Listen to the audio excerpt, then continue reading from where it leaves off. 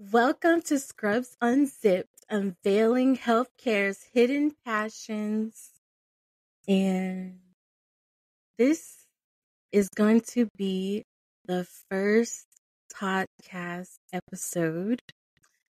And I wanted to start off the foundation with why I'm doing what I'm doing.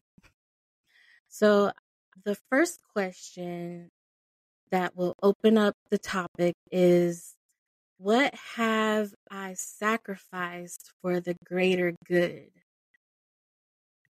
So to answer that, we have to go back 3 years. It was the beginning of the pandemic, and I would say that I sacrificed my physical and mental health. I got really sick, and it was a COVID scare, so I got all the tests, and by this time, it took 3 days to get COVID test results.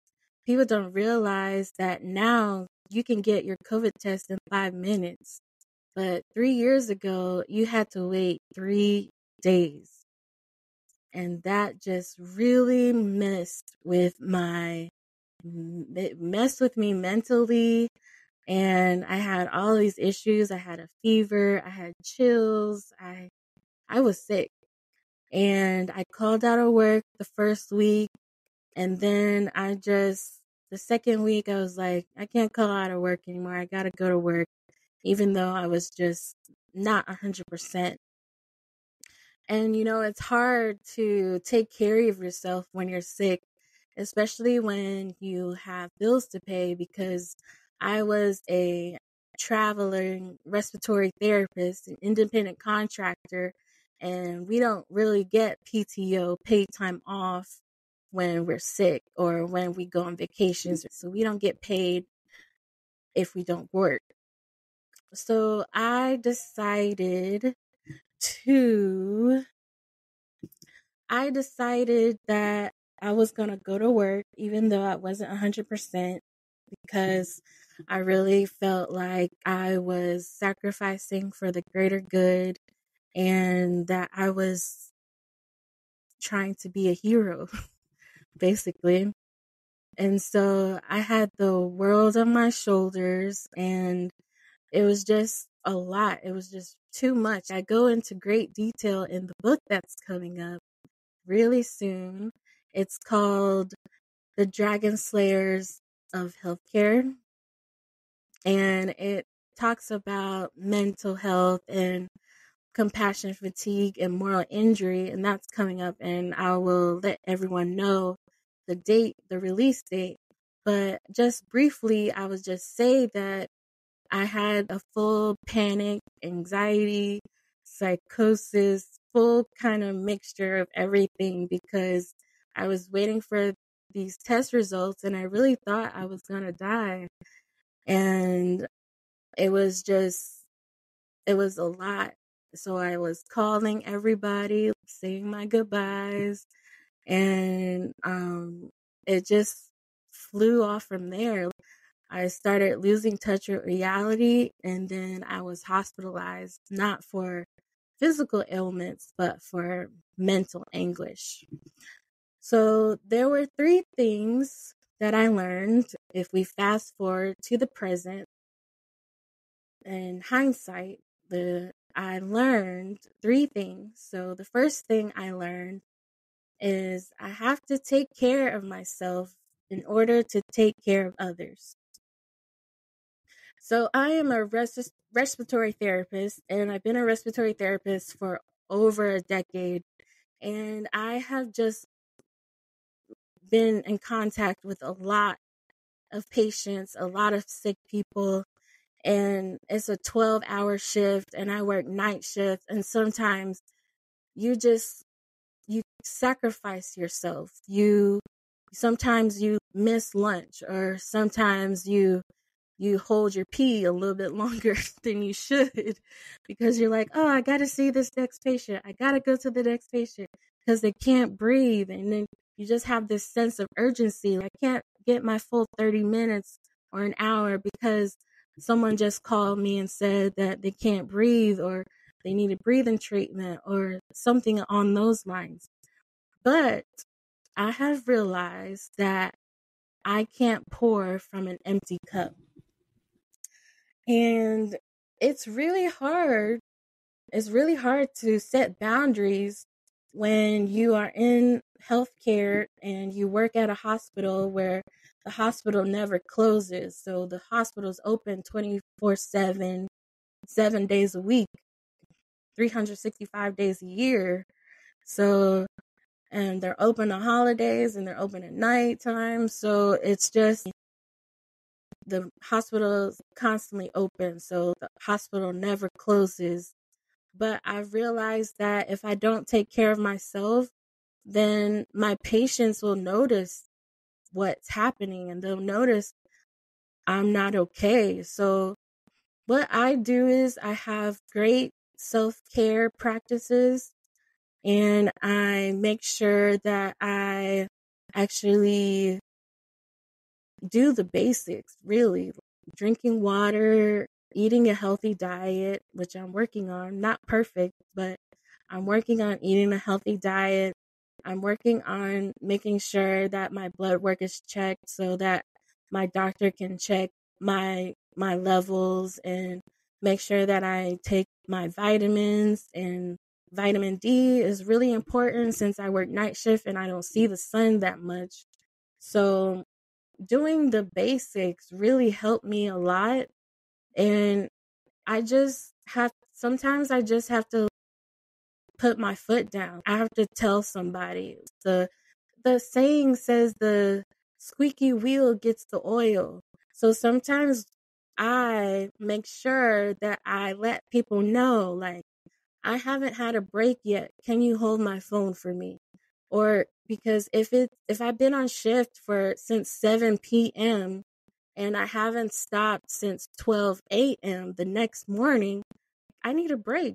So I make sure to let people know, let my lead therapist know, let my buddy that we have at work, let them know. And it's the same in reverse. I call when I get done with my work and make sure that they have everything that they need. So because we're a team, and sometimes people suffer in silence. They say that they need to sacrifice things, but you don't need to sacrifice because we don't want you falling out on the floor. We don't want to call a rapid response overhead because a coworker fainted, and it's happened before. It's happened before. I've been I've been in the hospital working and someone just fell on the ground and you have everyone like, oh, are they okay? Are they okay? What's going on? So it's happened before. It's not something I'm making up. People, co-workers and healthcare workers, they can fall out. They might have other health ailments that we don't know about, but I just want to put it out there that it's dangerous when you don't take care of yourself, because imagine if that person was in a patient's room and they just fainted. It would just be devastating because the patient would be like, oh my goodness, my nurse just fainted. Like, what's going on? So that's really number one for me. And the tips that I have to reiterate is just let people know that you're drowning. And sometimes you have to be vulnerable and say, I don't got it. And people call me and say, are you okay? I was like, no, I'm not okay. I haven't taken a break. I haven't gone to the bathroom. I'm starting to feel shaky. I'm starting to feel lightheaded. So someone needs to take this phone, please. And I do it very nicely. And I make sure I put my foot down because that is just something I'm passionate about, taking care of myself, because I didn't take care of myself 3 years ago and I don't know what I would be. I wouldn't even be here if I didn't take care of myself. So I realized that I need to put myself first, and that is number one. So number two, the second thing that I learned is that I'm not alone. like in a support sense. I have support from my family. I have support from my friends. I have support from my therapist. I have 2 therapists. So I have lots of support, and I also have my beliefs. I believe in God, and I just I take everything, and I realize that I don't have to do it all on my own. I don't have to have the weight of the world on my shoulders because I can't lift that weight. Like, it would be impossible. I would get crushed. So I take what I take the tools and all the resources that I have, and I use that to push me further along than when I can go by myself. And the last thing that I learned is that I'm not defined by what I do for a living.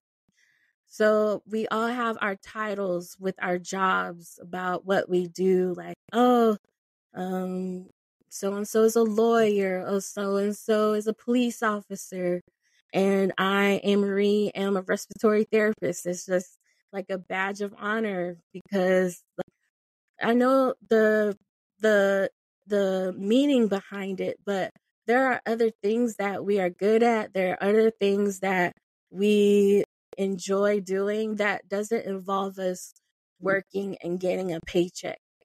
And this is what birthed this podcast, Scrubs Unzipped, Unveiling Healthcare's Hidden Passions, because there are so many people that I meet at work that have these side hustles, side passions that no one really gets a chance to no one gets a chance to listen to that. No one gets a chance to actually see behind the scrubs. And we will also be unzipping the stories, the not so good things about healthcare that we hope to improve in the future. So there are a lot of things coming up. I have some exciting guests, and I want to make sure that this is an all-inclusive, all-encompassing podcast that will help healthcare workers, and I want to help healthcare workers get to the next level in their life.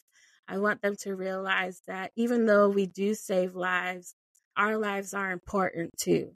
And we are very good at what we do. We we do CPR, we shock rhythms, we sacrifice, but if we're not fulfilled, our patients they can sense that, and when we take care of them.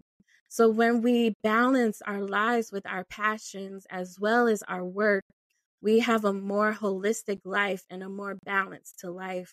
And it just makes us a better person and a better caretaker. So I wanted to end this episode with saying, and opened up the topic of, what have you sacrificed for the greater good? What have you put aside to make your future bright? And what have you done to help other people? And I say that I sacrificed this for the greater good, but I realize that there are some things that aren't worth sacrificing, like my life, because it's real. Like, your life is not worth sacrificing because people need you, and we are a community, and there are things that you can do that other people can't do, and that's why you're here. So I want to end this episode, and I want you to subscribe and to share with your other friends and other coworkers. And even if you're a patient and you want to take a peek into how we take care of you and the stories behind the scrubs, I encourage you to share as well. And until next time, thank you for watching. Bye.